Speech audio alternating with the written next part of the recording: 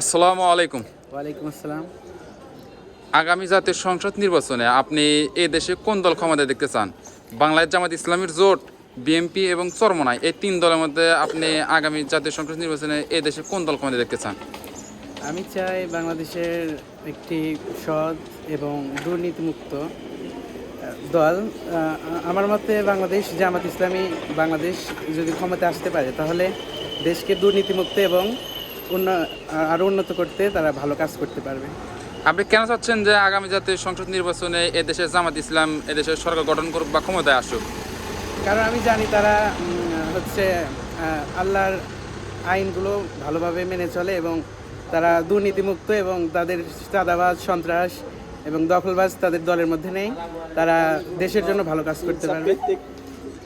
আপনি এজন্য চাচ্ছেন যে আগামী জাতীয় সংসদ নির্বাচনে যেন জামাত ইসলাম সরকার গঠন করে, তাদের আপনি যেটা বলছেন বা প্রত্যাশা করছেন তারা ন্যায় এবং ইনসাফ মতে এই রাষ্ট্র বিনির্মাণ করবেন বলে আপনি তাদের সমর্থন করছেন এবং তাদেরকে আগামী জাতীয় সংসদ নির্বাচন বিজয় হিসেবে দেখতে চাচ্ছেন। হ্যাঁ, ধন্যবাদ।